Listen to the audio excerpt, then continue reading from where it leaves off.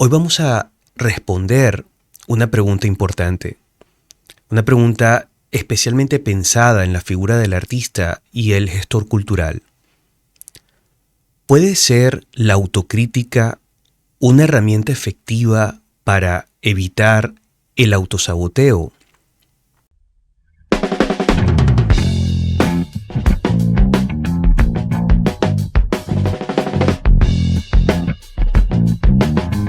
Bienvenidos al podcast Pensamiento Volátil, el podcast de la Casa Nómada, un espacio especialmente creado para hablar sobre el arte y los artistas en compañía de todos sus cómplices.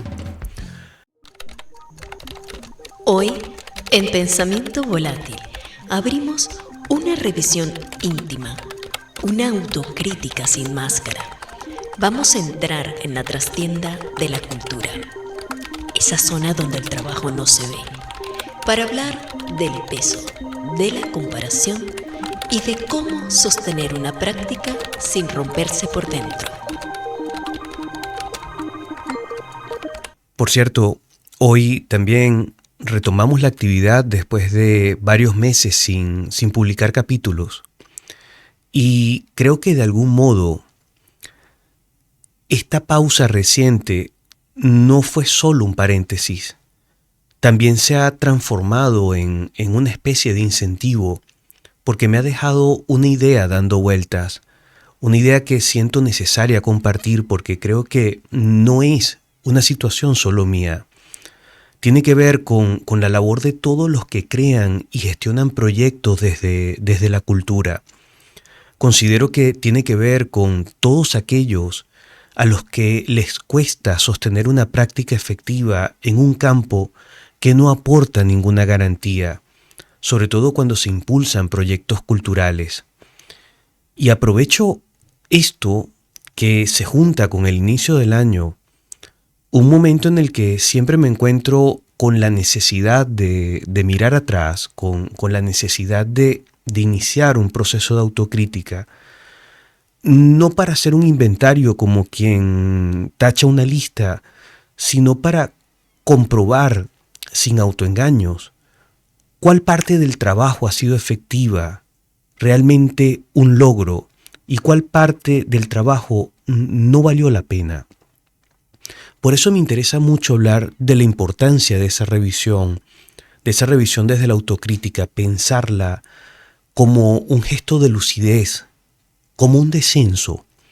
Y digo descenso pensando en Sísifo, si me perdonan la intensidad, especialmente en ese texto tan citado de Camus, pensando no tanto en el momento en el que él empuja la piedra hacia arriba, sino en ese tramo de vuelta, cuando Sísifo baja, cuando el esfuerzo ya ocurrió y lo que queda es el silencio.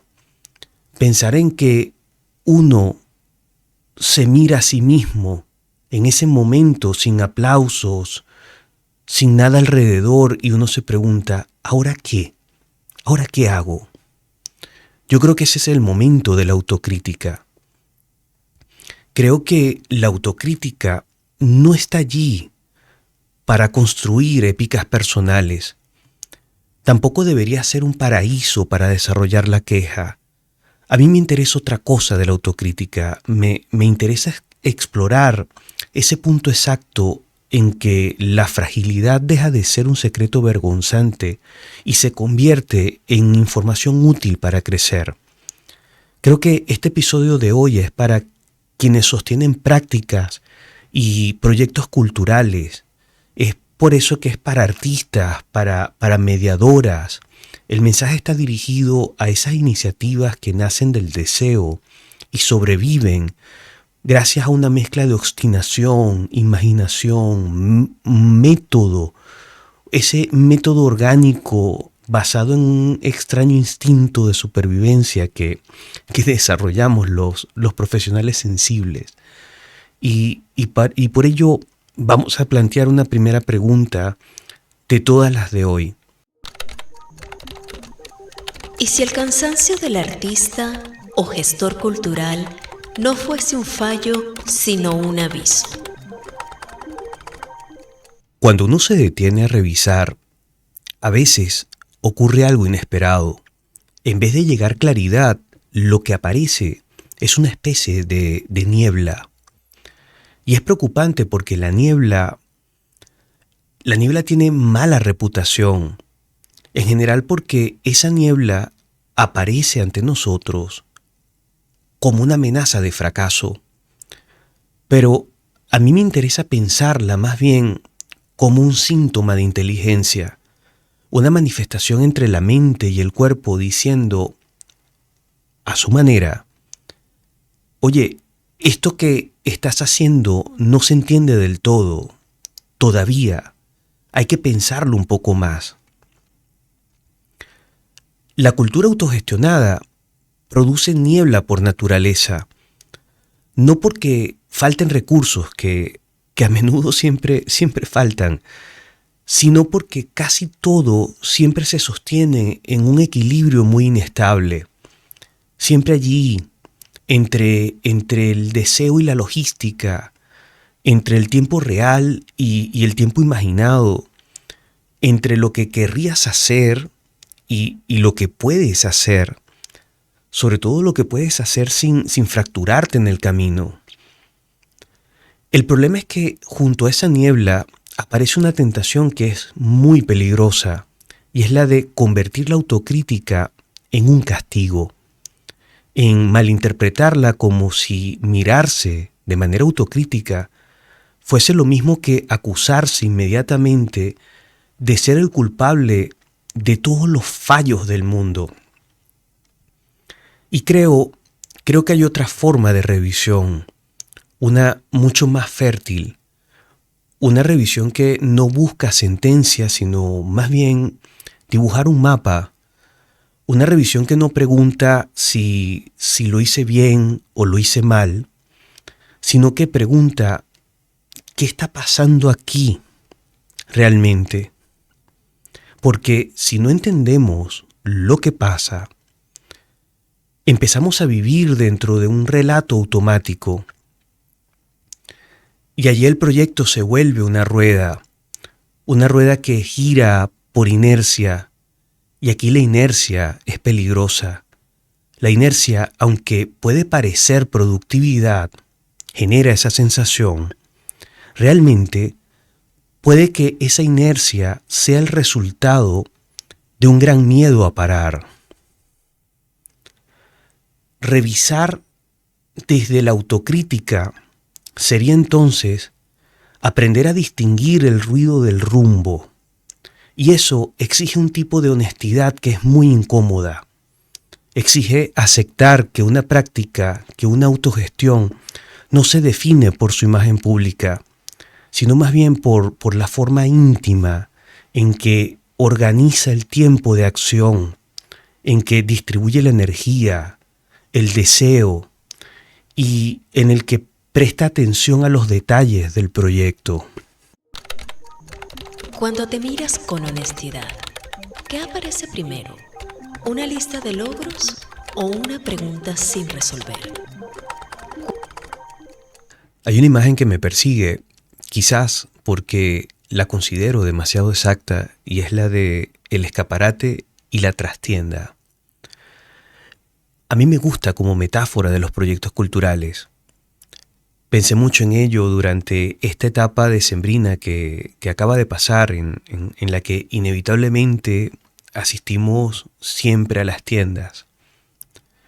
Creo que el escaparate de un proyecto es el lugar donde todo parece coherente, donde el proyecto se muestra ordenado, claro, decidido, siempre en marcha. La trastienda, en cambio, es donde considero que ocurre el trabajo de verdad, donde ocurren las conversaciones difíciles, donde se responden esos correos que no paran de llegar, donde enfrentas la factura que llega cuando no puedes afrontarla, donde haces malabares con ese presupuesto que necesitas estirar. Realmente es en la trastienda donde se nota todo el cansancio acumulado, donde se lidia siempre con ese dilema constante entre insistir o soltar. Creo que lo más peligroso ocurre cuando uno confunde el escaparate del otro con su propia realidad, con la realidad de su proyecto, y comienza esa terrible práctica de las comparaciones, en especial comparar desde la trastienda de un proyecto con todas sus dudas, con la vitrina ajena, con toda su puesta en escena, porque es una comparación que suele ser muy cruel, porque no está hecha con la misma medida, no es justa. Es como comparar tu respiración con la fotografía de una respiración. No sé si me explico. Además, en el campo cultural, la comparación suele estar envenenada por un malentendido, y es el de creer que la visibilidad es equivalente a sostenibilidad, y no siempre es así. A veces la visibilidad solo es una ola. En cambio, la sostenibilidad se parece más a un suelo. Pienso en ese texto Mundos del Arte, en el que su autor, el sociólogo Howard Becker, planteaba que en cultura nada se sostiene por pura voluntad individual. Siempre hay redes, siempre hay acuerdos, infraestructuras, solo que muchas veces esas infraestructuras no se ven. Y cuando no se ven, aparece el mito del proyecto autónomo, que lo hace todo con facilidad, con privilegios. Esa ilusión hace mucho daño porque te empuja a una conclusión falsa. Si yo no puedo, es porque yo no valgo. Y lo que suele ocurrir con frecuencia es otra cosa. No es un problema de valor, tiene que ver más con un problema de estructura. En España, por ejemplo, esto se vuelve aún más punzante porque el ecosistema cultural está atravesado por intermitencias, por muchas desigualdades territoriales, por una burocracia que consume mucho tiempo vital, por complejas convocatorias que tienen cada una sus lógicas propias y a las que debes adaptarte de manera particular, por horarios que a veces llegan tarde o no llegan, por espacios que tratan de resistir y mantenerse vivos ante alquileres imposibles. Y en medio de eso, uno se antoja de mirar escaparates ajenos y uno cree que se está quedando atrás. ¿Estás comparando tu proceso o estás comparando tu herida con la máscara del otro? Hay un término que en cultura se nombra pocas veces con cuidado: el ego. Quizás porque suena defecto o porque se asocia muy rápido con la vanidad. Pero el ego también puede ser una fuerza necesaria. Una fuerza que dice: esto que hago importa. Mi trabajo tiene valor. Puedo ocupar un lugar sin estar pidiendo disculpas constantemente. Ese ego, cuando está sumido con conciencia, realmente sostiene, es un pilar. El problema es cuando el ego se desboca y empieza a pedir rendimiento, cuando empieza a pedir facturas como una prueba de existencia, como una prueba de validez. Allí el ego se vuelve una especie de supervisor interno, como una especie de jefe invisible. Y entonces el proyecto deja de ser un espacio de sentido para convertirse en un escenario de validación. En ese punto aparecen siempre dos síntomas que son muy frecuentes. El primero es la incapacidad de poder descansar sin sentir culpa, como si descansar fuese a traicionar el compromiso que tienes con tu proyecto. Y el segundo es la necesidad de estar siempre produciendo algo visible, como si lo invisible no importara. Pienso en esa idea contemporánea de la autoexplotación, porque ya no hace falta una autoridad externa que ordene, Muchas veces falta una necesidad interiorizada. En cultura, esa expectativa suele tener una promesa muy seductora. Si te esfuerzas lo suficiente, todo saldrá. Y claro que el esfuerzo importa, pero esa frase, cuando se vuelve absoluta, es una trampa, porque borra las condiciones materiales, borra el contexto, borra la fragilidad. Y la fragilidad, esto es importante, no es un defecto del artista o del gestor cultural. La fragilidad es parte de la tarea. Los artistas y los gestores culturales trabajamos con la incertidumbre, trabajamos con riesgos, con escenas que cambian, con públicos que no se controlan, con recursos que fluctúan. Trabajamos con instituciones que a veces acompañan y a veces asfixian. La pregunta, entonces, no es ¿cómo elimino la fragilidad? La pregunta es ¿cómo convivo con ella sin sentir vergüenza? Porque cuando la fragilidad se vive como vergüenza, se oculta. Y cuando se oculta, se enmohece, se vuelve resentimiento, agotamiento, cinismo. En cambio, cuando se acepta como información, es posible poder diseñar alrededor de ella. Tu cansancio te está diciendo para o te está diciendo rediseña.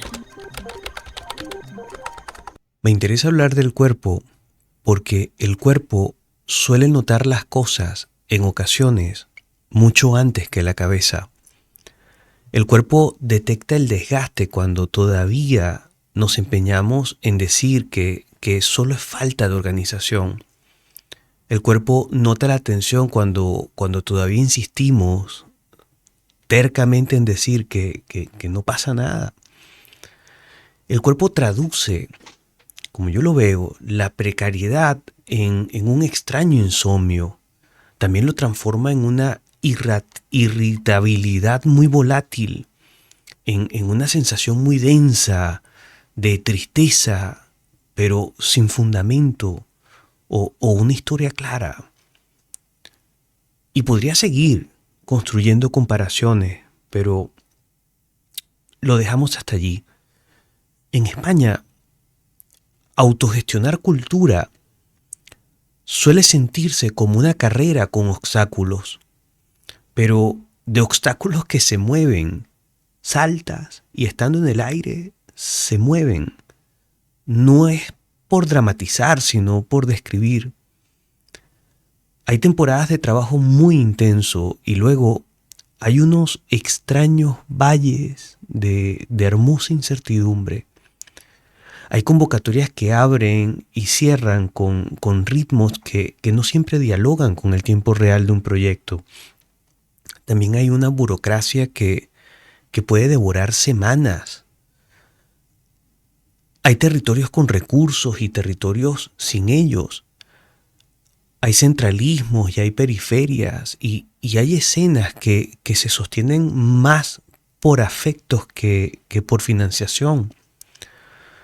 Recuerdo una autora que leí hace poco, Isabel Lorey, en un escrito sobre la precariedad como forma de gobierno de la vida.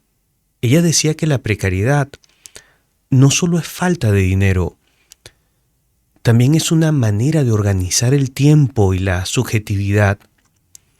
Y eso se nota especialmente en quienes gestionan cultura. La precariedad no solo limita lo que haces, también condiciona cómo imaginas el futuro. Planificar un algo, planificarlo cuando no hay continuidad, realmente se transforma en una forma de fe. Nombrar esto no es excusarse. Yo creo que es ubicar el terreno, porque si no ubicamos el terreno, la autocrítica se convierte en un juicio muy injusto.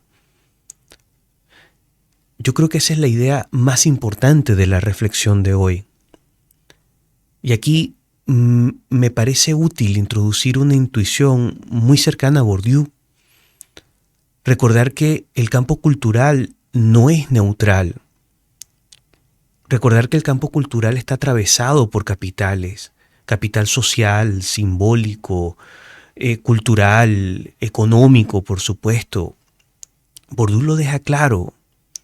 Él dice que todos esos capitales, de paso, se reparten de una manera muy desigual. Entonces, si uno revisa su año como si todos partiéramos de un mismo lugar, sin darnos cuenta, solo nos estamos condenando a una comparación imposible, a una comparación que puede ser profundamente injusta. Hay que hacer el ejercicio desde el otro lugar, desde la no comparación, desde una mirada profundamente honesta, interior y más justa consigo mismo.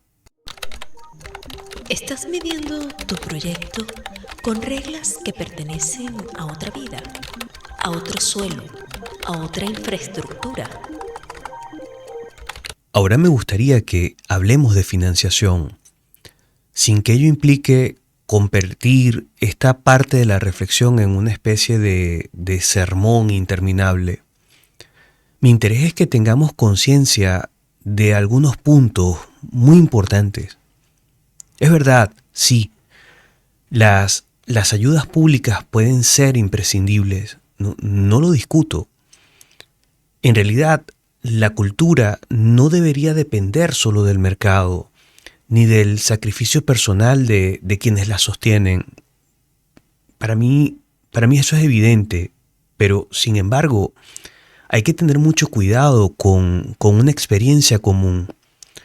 Cuando un proyecto depende totalmente de la subvención, aparece una tensión muy extraña. Y esto pasa porque la subvención a veces no solo financia, también modela el formato, modela los tiempos, modela el lenguaje, modela incluso la forma de justificar el sentido. Y poco a poco puede ocurrir algo sutil pero muy preocupante. El proyecto empieza a existir para ser financiable, no para ser verdadero. Y esto no es una acusación moral, pero sí es un riesgo estructural, muy complejo ciertamente. Aquí la pregunta relevante no es decidir si subvención sí o no. La pregunta es ¿qué grado de dependencia tengo y qué precio estoy pagando por esa dependencia? Aquí aparece una palabra que me interesa mucho como horizonte, no como dogma, y es autosuficiencia. Autosuficiencia no como mito del emprendedor heroico, sino como una búsqueda de libertad. La libertad de poder decir no cuando la ayuda compromete el sentido del proyecto. La libertad de sostener continuidad sin apostar el proyecto entero a una convocatoria. Esa autosuficiencia suele construirse despacio, casi como quien aprende un oficio paralelo. A veces significa inventar formatos que no existían en tu imaginación inicial, en tu hermoso modelo inicial. A veces significa inventar talleres, mediaciones, ediciones, establecer alianzas, cuotas de continuidad, colaboraciones con otros proyectos bajo condiciones claras. A veces significa ajustar. Es difícil, lo sé. Se siente una pérdida de pureza aquí, pero en realidad es estrategia. Prácticas de ajuste y mercado. Y esto es importante porque hay una frase que conviene guardar siempre como una brújula. Un proyecto que no puede decir que no es un proyecto que siempre está en riesgo. Si para sostener tu proyecto sientes que tienes que traicionarlo, dime, ¿qué estás sosteniendo exactamente? Otro de los puntos que considero importante reflexionar en este proceso de autocrítica es aceptar el hecho de que es necesario aprender a hacer cosas más allá del oficio. Es una de las lecciones más duras y a la vez la más útil de todo esto de sostener proyectos culturales. Es descubrir que tu profesión central no basta. Ser artista no te enseña automáticamente a presupuestar. Ser gestor no te enseña automáticamente a comunicar sin agotarte.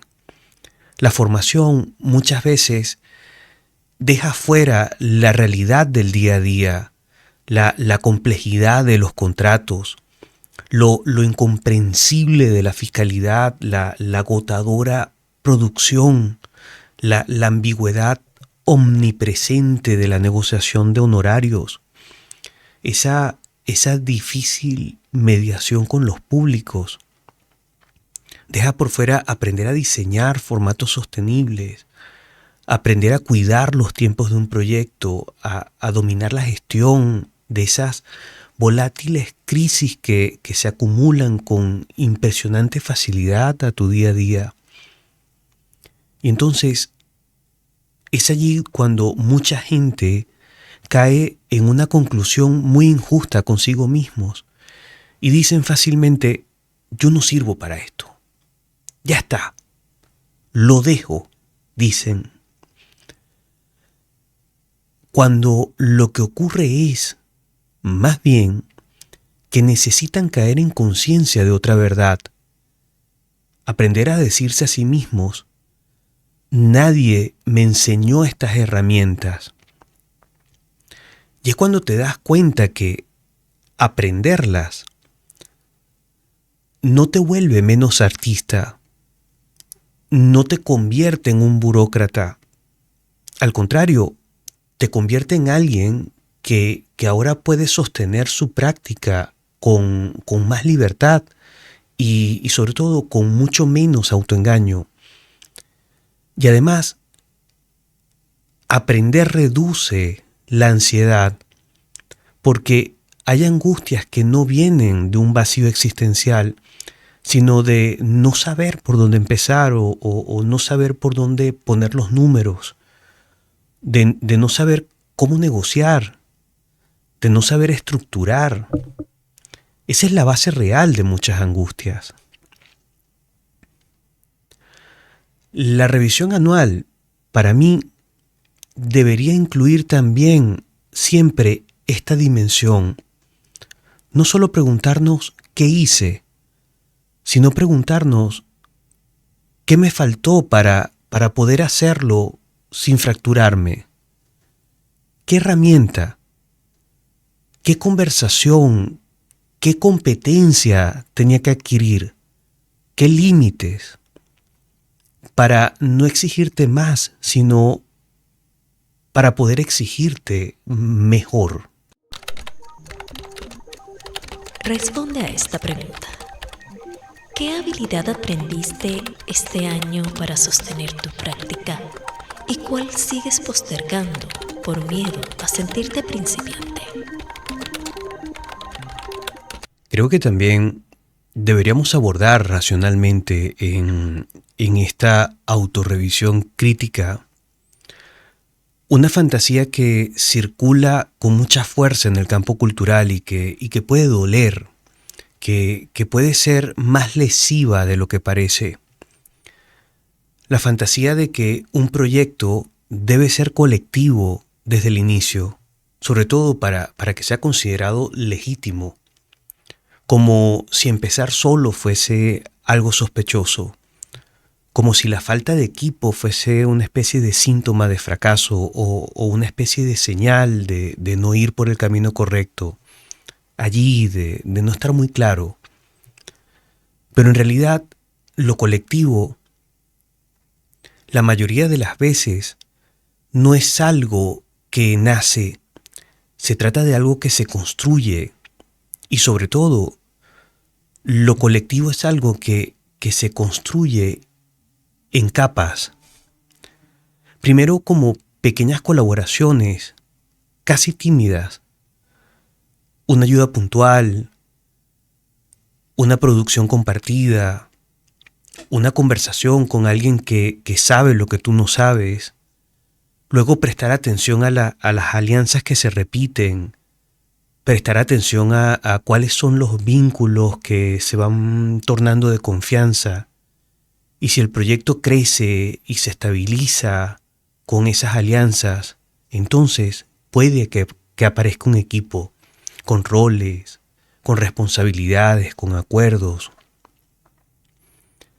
El error es convertir eso en un juicio moral, porque entonces con ese gesto el proyecto no se revisa, más bien se culpa.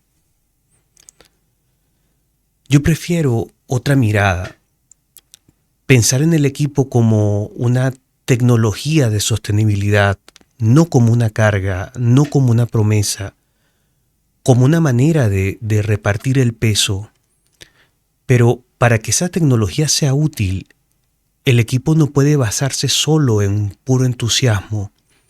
Necesita claridad, necesita justicia, claridad para que todo se convierta en una nube que flote y justicia para que no sea un disfraz de la amistad, sino trabajo importante.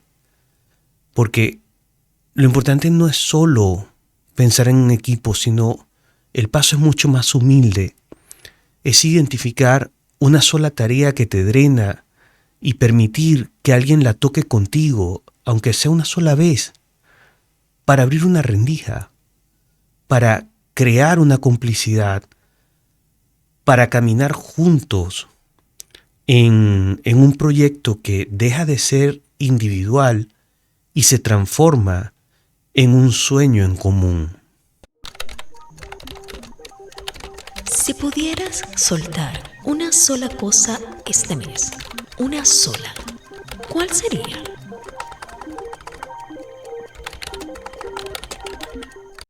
Los oficios, en especial los oficios del arte, esconden grandes lecciones y la pintura no es una excepción.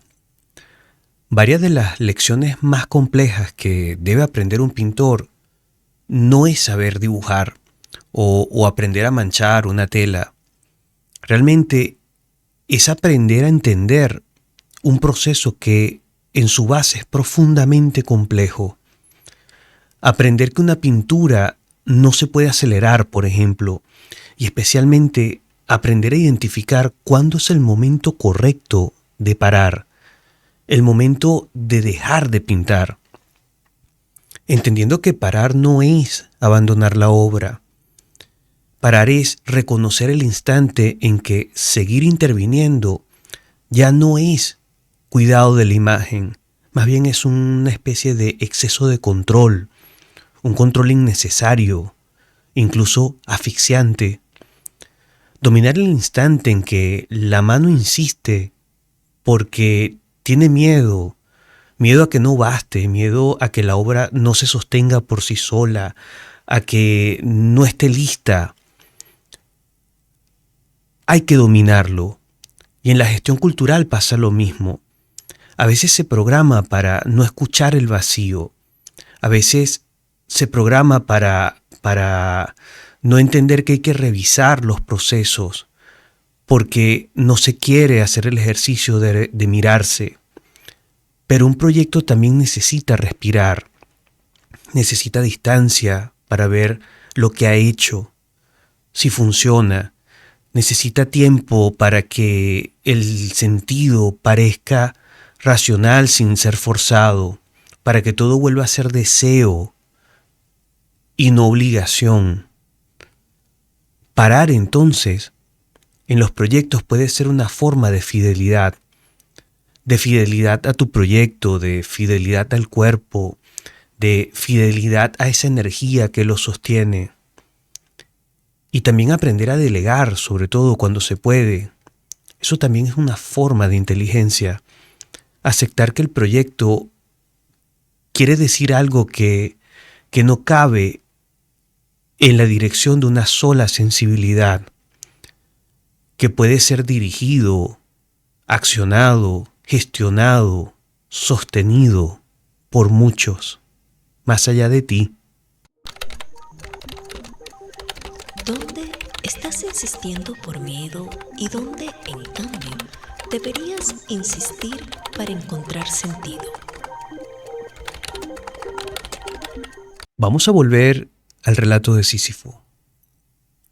Piensa que Sísifo está allí, empuja la piedra se cae y él vuelve a bajar. A los ojos de Camus, lo absurdo no se resuelve, se habita. Él propone, y a mí me conmueve esa propuesta, imaginarlo feliz. Él nos invita a pensar en la posibilidad de un Sísifo feliz. No feliz porque su tarea se ajusta, sino porque es consciente, porque no se engaña con promesas vacías, porque en el descenso Sísifo se pertenece, porque él elige la relación con el peso. A mí me interesa esta idea porque describe con precisión el compromiso de quienes gestan cultura desde la fragilidad, no como un heroísmo, sino como una aceptación activa. Esto pesa, sí, esto me excede, a veces. Esto no siempre da frutos visibles y aún así decido empujarlo, pero no a cualquier precio.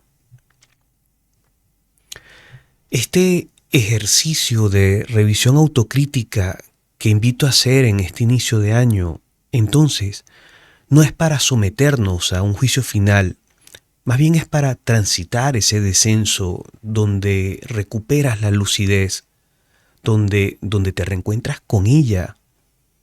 Es para dejar de comparar tu trastienda con vitrinas ajenas, para que el ego vuelva a ser un motor importante y no una herramienta de castigo, para reconocer ese clima ideal de autogestionar un proyecto en España y en el mundo seguramente, sin convertirlo en una condena personal, para acercarte a una autosuficiencia posible, gradual, estratégica, una que pueda proteger el sentido, y también para aprender herramientas que te den libertad, para que puedas construir un equipo sin romantizar y sin culpabilizarte, entendiendo que todas las cosas tienen su tiempo.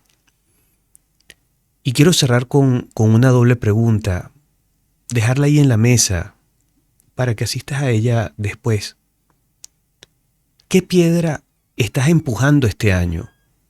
¿Y qué parte de ese peso podrías rediseñar sin poner en riesgo aquello que amas?